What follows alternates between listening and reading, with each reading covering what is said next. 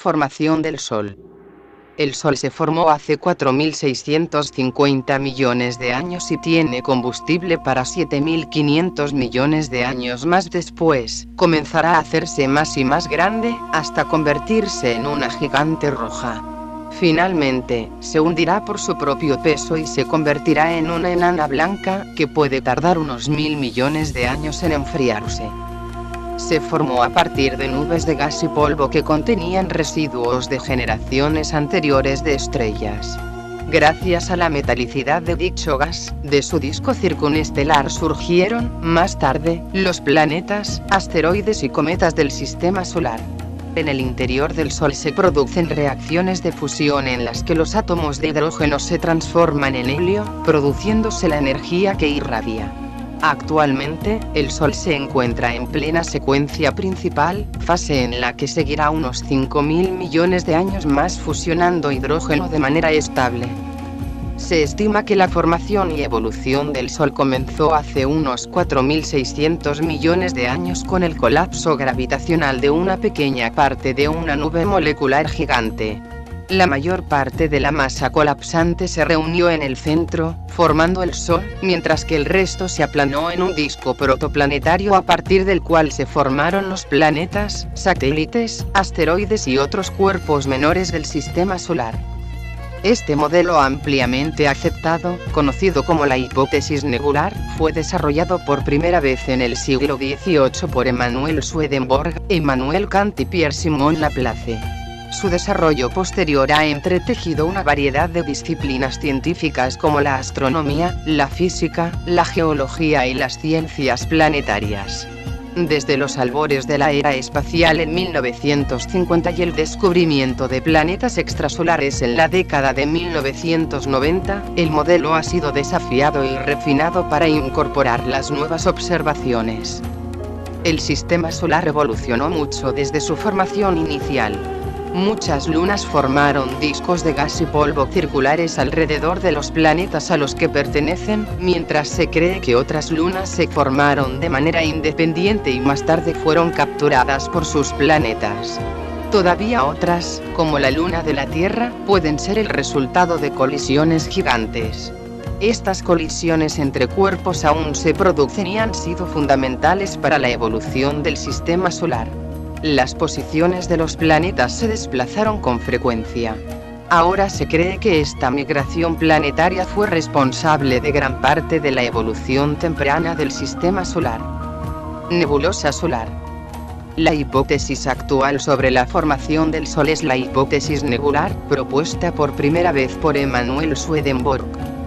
En 1775 Immanuel Kant, quien estaba familiarizado con el trabajo de Swedenborg, desarrolló la teoría más ampliamente.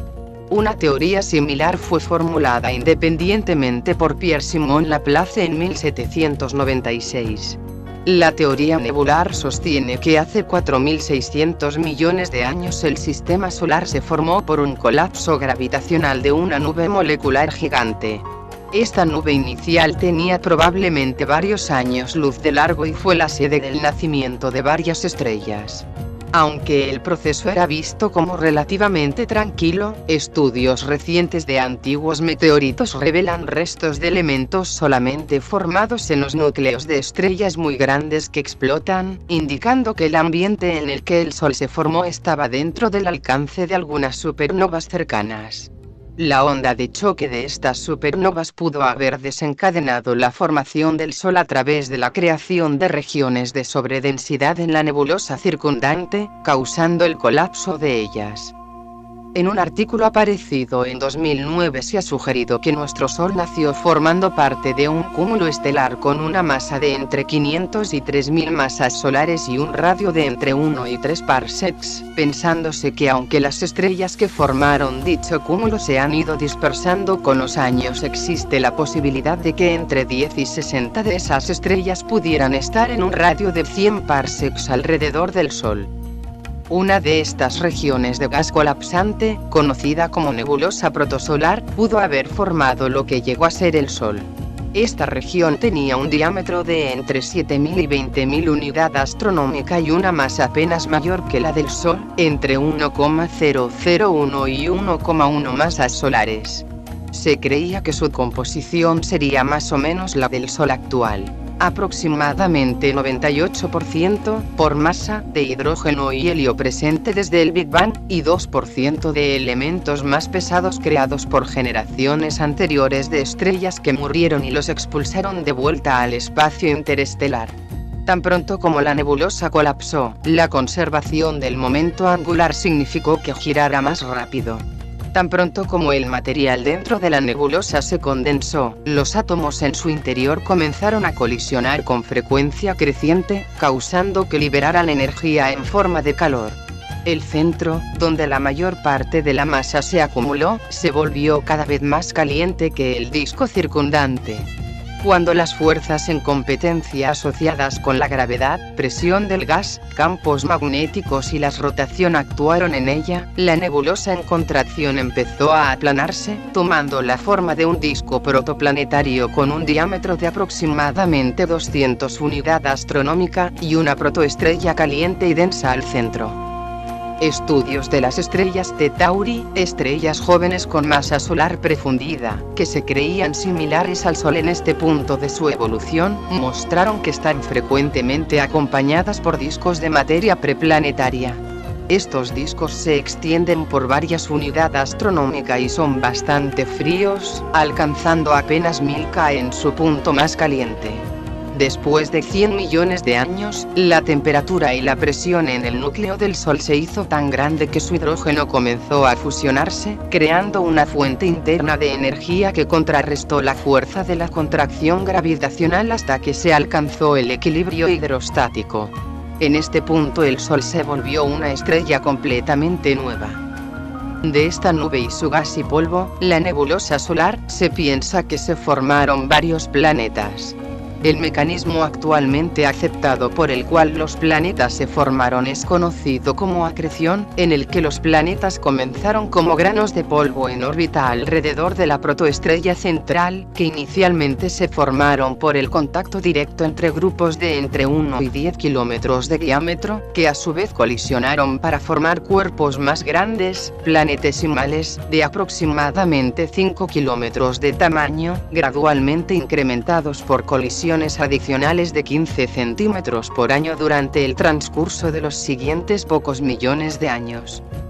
El sistema solar interior era demasiado cálido para que se condensaran moléculas volátiles como las del agua y metano, así que los planetesimales que se formaron ahí fueron relativamente pequeños, abarcando solo 0,6% de la masa del disco, y compuesto principalmente por componentes con altos puntos de fundición, como los silicatos y metales. Estos cuerpos rocosos finalmente se convirtieron en planetas terrestres. Más lejos, los efectos gravitacionales de Júpiter hicieron imposible que se unieran los objetos protoplanetarios presentes, dejando detrás el cinturón de asteroides. El viento solar del joven Sol esparció el gas y el polvo del disco protoplanetario, diseminándolo en el espacio interestelar, poniendo así fin al crecimiento de los planetas por acrecimiento. Las estrellas de Tauri tienen vientos solares mucho más fuertes que los de estrellas más viejas y estables. Problemas con el modelo de nebulosa solar. Uno de los problemas del modelo de nebulosa solar es aquel del momento angular. Con la gran mayoría de la masa del sistema acumulándose alrededor de una nube en rotación, la hipótesis predice que la gran mayoría del momento angular del sistema debería acumularse en ese mismo lugar. Sin embargo, la rotación del Sol es mucho más lenta de lo presupuestado, y los planetas, a pesar de contar con menos del 1% de la masa total del sistema, cuentan con más del 90% de su momento angular. Una resolución a este problema es que las partículas de polvo del disco original crearon fricción, lo que disminuyó la velocidad de rotación en el centro. Planetas en el lugar equivocado son un problema para el sistema de la nebulosa solar. Urano y Neptuno están ubicados en una región donde su formación es muy poco plausible debido a la baja densidad de la nebulosa solar y los largos tiempos orbitales en su región.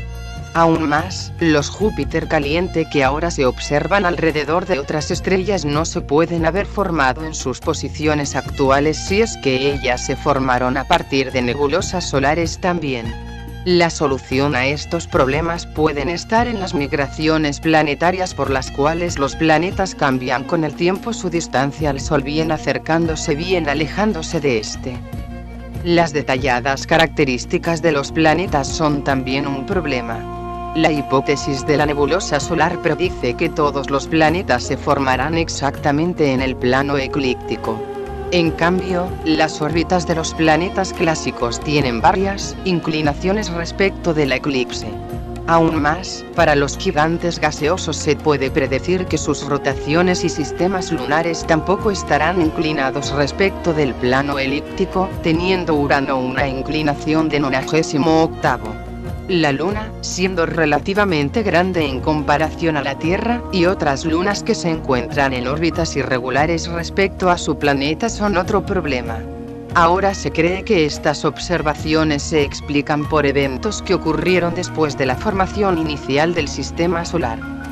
El Sol, rodeado por un arco iris, cada segundo se transforma en 700 millones de toneladas de hidrógeno en cenizas de helio. Este proceso transforma 5 millones de toneladas de materia en energía, lo que da como resultado que el Sol cada vez se vuelve más liviano. Llegará un día en que el Sol agote todo el hidrógeno en la región central al haberlo transformado en helio. La presión será incapaz de sostener las capas superiores y la región central tenderá a contraerse gravitacionalmente, calentando progresivamente las capas adyacentes. El exceso de energía producida hará que las capas exteriores del Sol tiendan a expandirse y enfriarse y el Sol se convertirá en una estrella gigante roja. El diámetro puede llegar a alcanzar y sobrepasar al de la órbita de la Tierra, con lo cual, cualquier forma de vida se habrá extinguido.